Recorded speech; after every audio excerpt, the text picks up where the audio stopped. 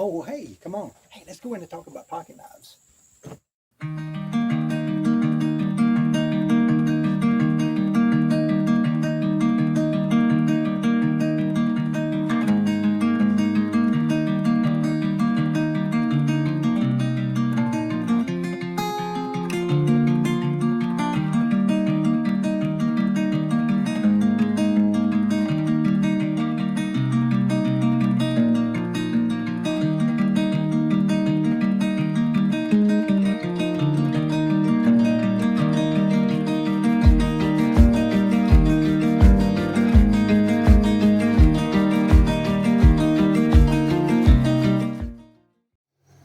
All right, I have a couple of Schrade Uncle Henry knives here I picked up off of eBay. I have a tipped main. I'm going to look at that and just decide whether to replace the blade or just reshape that one. It would be easy to reshape that one and make it usable, but I think I have some blades for it. This one, tiny little stock one, has all of the blades, but it looks like our main pin is broken. So let's see if we can do a couple of quick repairs on these. With Schrade knives that utilize Swindon rivets, I only need to remove the center pin to take the knife apart. So I'll begin by grinding a dimple into the middle of each center pin, and then I'll drill it out with a starter bit.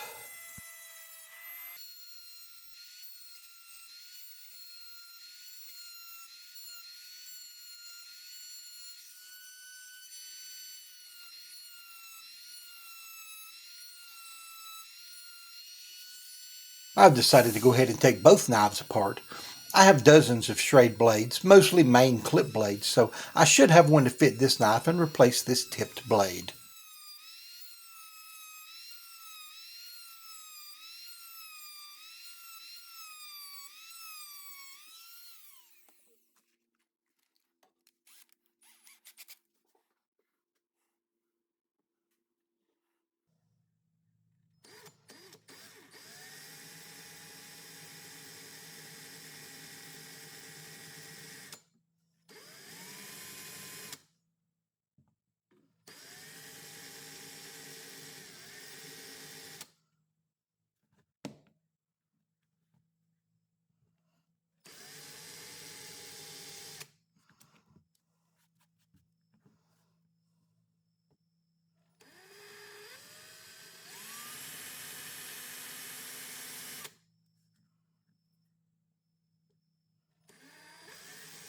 Right there.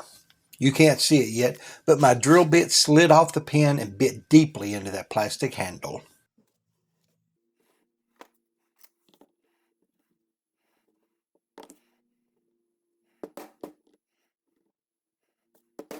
Working on two similar knives at the same time actually speeds up the repairs more than I had realized. A lot of my time is taken up in reaching for tools, swapping out drill bits, etc., and this halves that wasted time, so I need to try this more often. Now, for those of you who've not watched a Schrade knife being taken apart before this, each end of the knife handle has a keyhole formed into the end, which clips onto a steel rivet.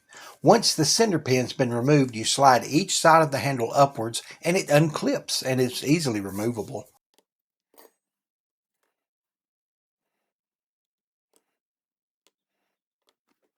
Okay, I made the mistake of not looking at my replacement blades before I took this knife apart.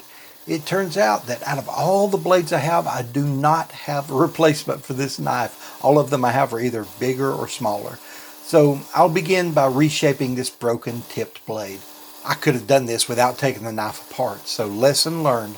Look before you leap.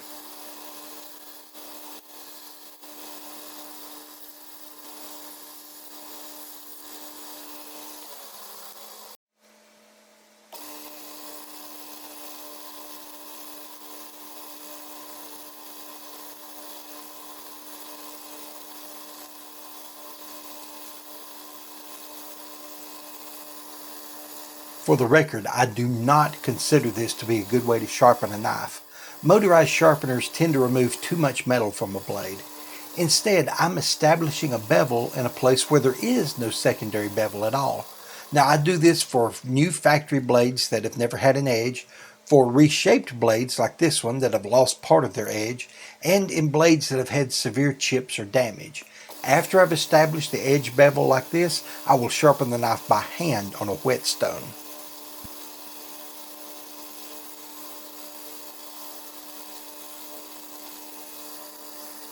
These blades have a lot of scratches, so I'm removing a few of those here just to improve the looks of the knife.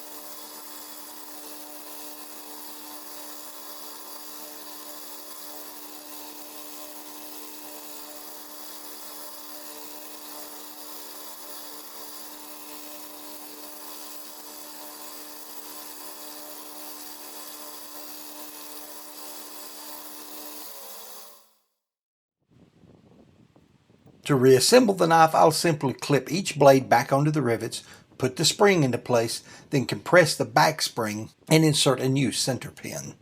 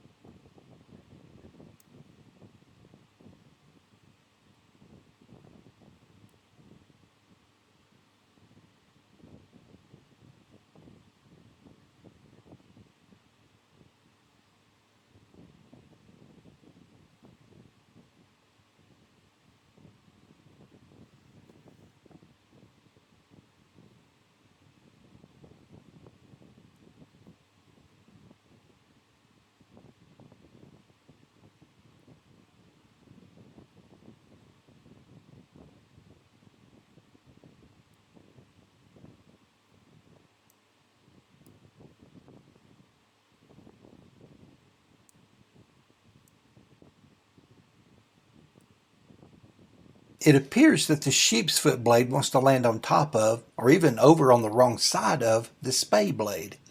After studying the knife, I determined that it's because the spay blade is actually the one sitting in the wrong place.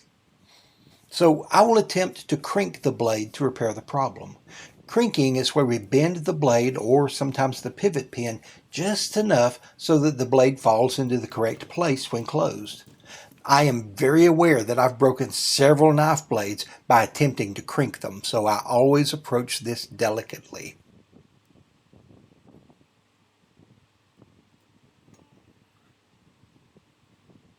I've also noticed that the handles are bowed inward slightly, which leaves less room in the well for the blades to sit, so I'll adjust that very carefully with a screwdriver.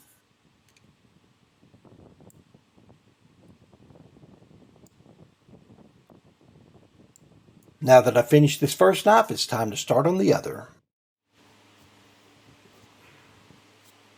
Here you can see where my drill bit slipped and gouged the plastic handles of this smaller Stockman. It might be possible to patch that spot. I've never tried it in plastic, and I doubt that it would hold. So instead, I'm going to replace these handle scales, and I'll begin by grinding off the inside of those handle pins.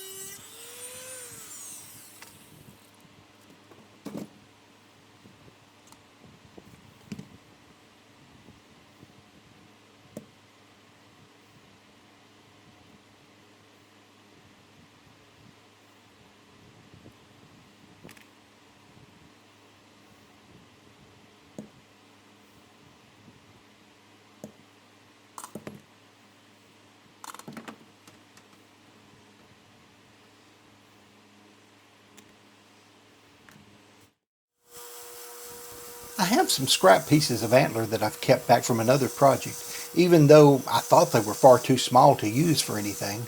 But I discovered today that they are just the right size for this tiny little Stockman. First, I will thin the pieces down. I'll turn the pieces often as I do this because I found that if I keep it oriented in the same direction the entire time that I sand it, I tend to get one end far thinner than the other. So I flip it over and around to even out the wear. I will often check the scale pieces against the originals to make sure that I don't get them too thin, or compare them to each other to make sure that I'm getting them close to the same thickness.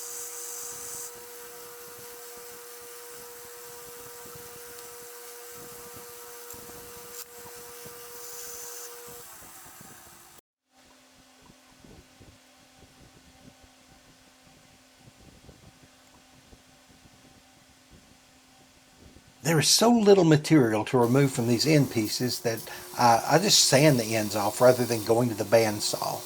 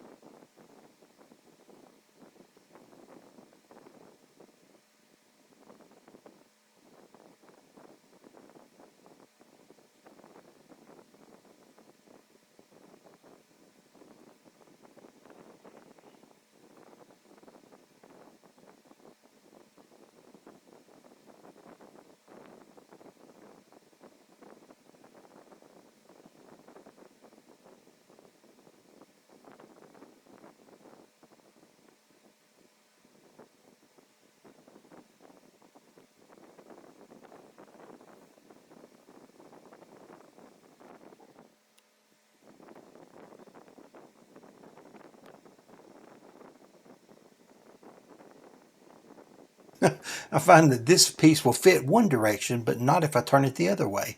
Never assume that your bolsters are square. It's going to take a while for this glue to cure, so I have to find something positive to do with my time. I could probably kill an hour or two with this, surely.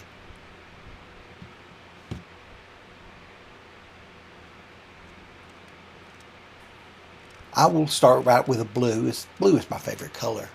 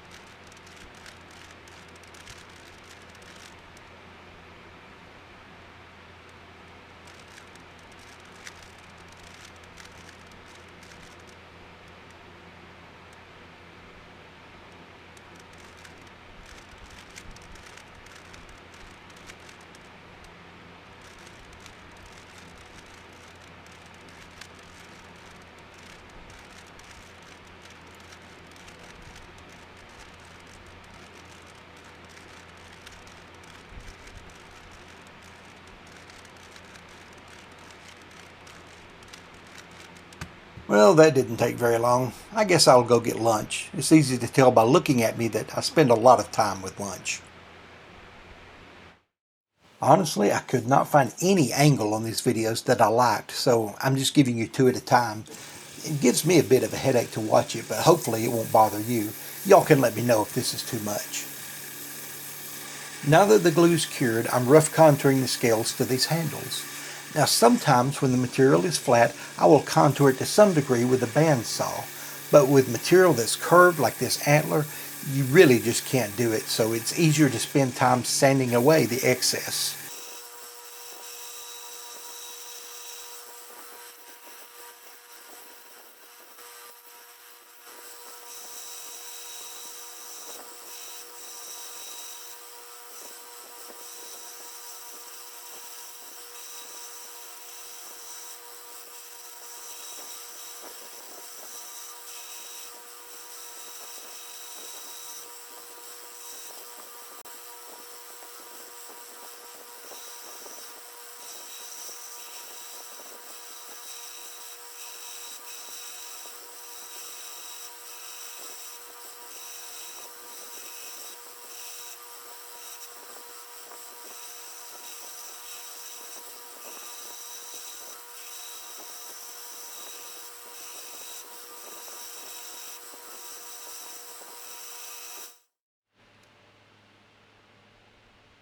Now I'm ready to drill for the handle pins and pin these scales onto the liners.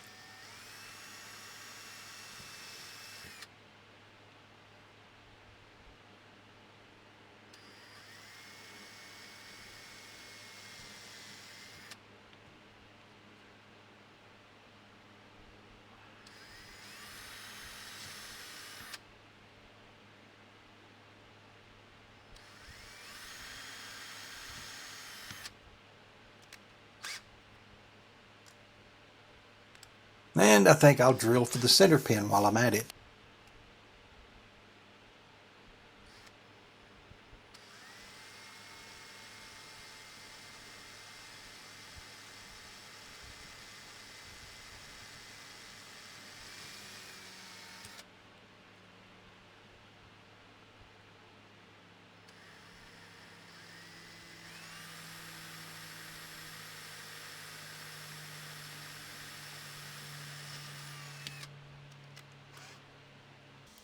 So I'm using a diamond coated bit in the shape of a cone in my rotary tool in order to quickly chamfer the holes in these handles that will allow the pins to spread and hold the knife together.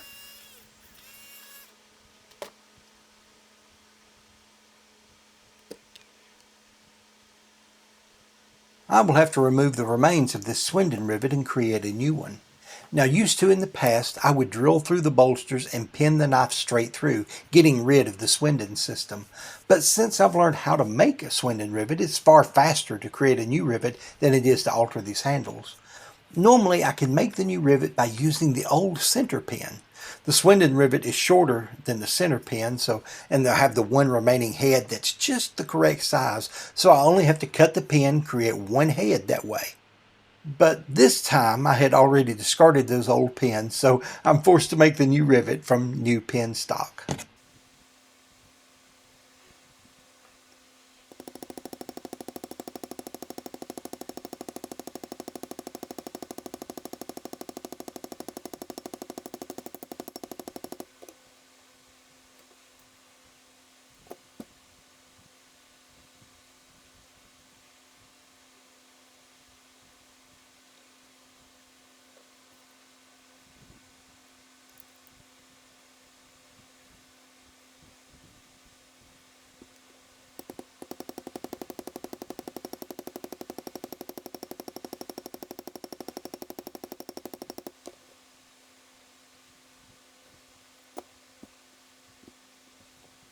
And of course the head of my rivet's a little off-centered, so I've got to shape it some to make it work.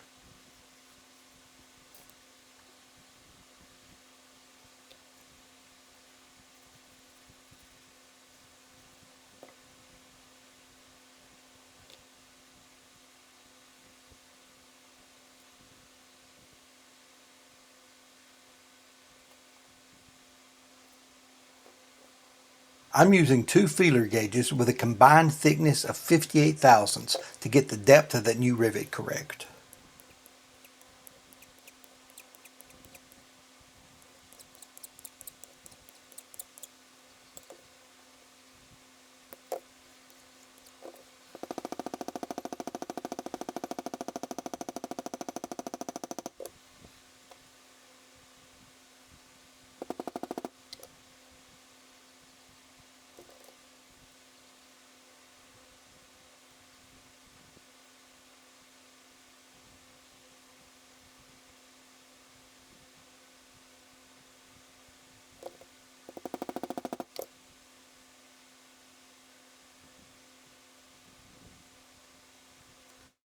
I lost the footage of me hafting the antlers, but I got it as close as I dared with the belt sander, and now I'm finishing it up by hand with 400 grit sandpaper.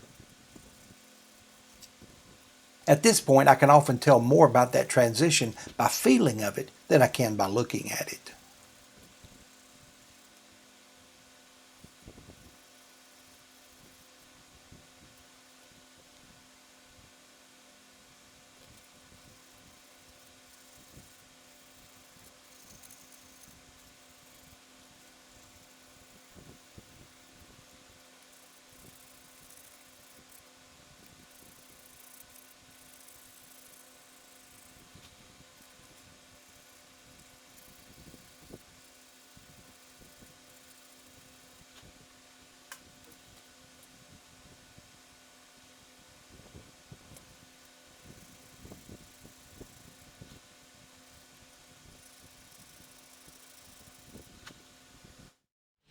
After both new scales have been sanded, it's time to do a test fit of the knife.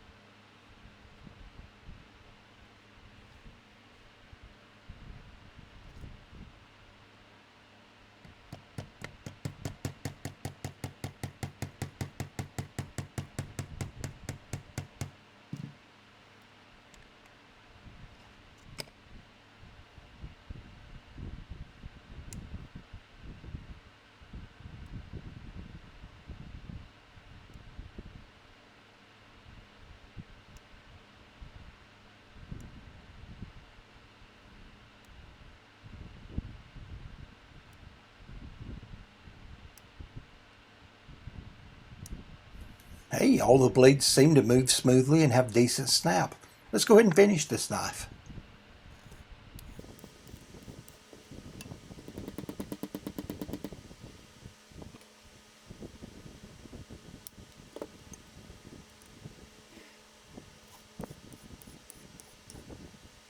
Since these scales are so thick and they're rounded there in the area where the pin is located, I'm filing the end of the pin at an angle to match them. That keeps the bottom edge of the pin from sticking out.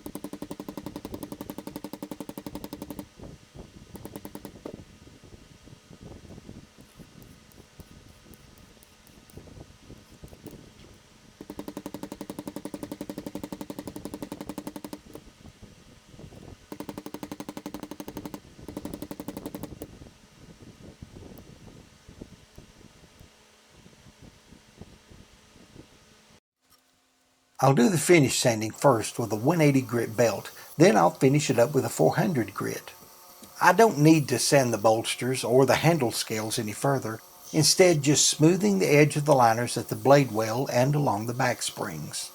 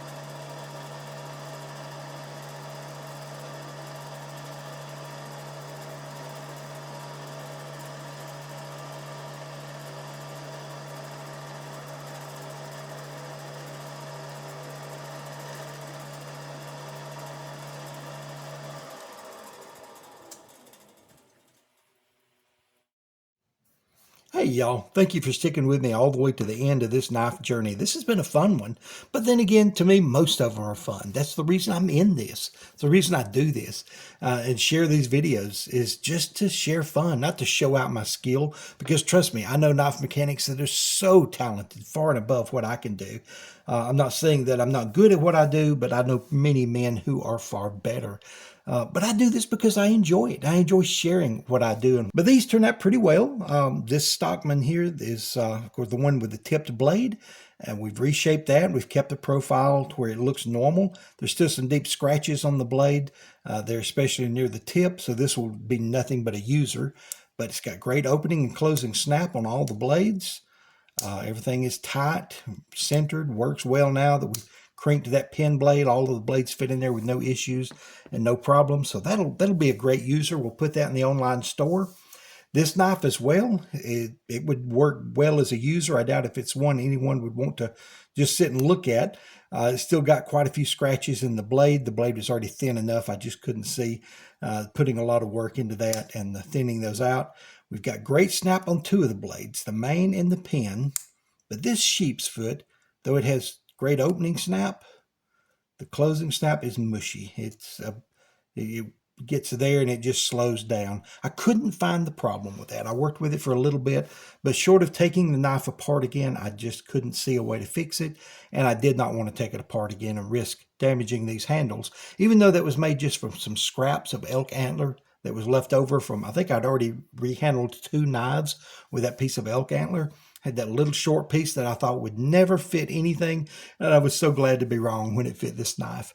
But it looks good, and it would be one you could put in your pocket and use and not worry about losing the knife or damaging the knife, yet it still looks unique. I did not put a shield on it simply because the shield would take up so much room. There wouldn't be much antler left there, so I decided not to go with a shield. But I like the looks of this piece of elk. It was very old, aged elk. It had cracks in it, and they had dyed the outside, and that dye soaked down into the cracks. So you get that nice little marbling effect that's very unique. No two pieces are alike with it. And I really enjoy this. And so both of those will go in my online store. I have been neglecting that online store. I'll try to post some more knives there. And thank you all for those of you who have shopped there. That does help pay for the equipment and the things for this channel. I'm definitely not making money on the channel between the knife work that I do, the knives that I sell, just the ad revenue from YouTube. I'm still losing money with this, but again, I'm doing it for the fun. So I just appreciate all of you who've been watching, who've been commenting, who've been sending pictures of your work.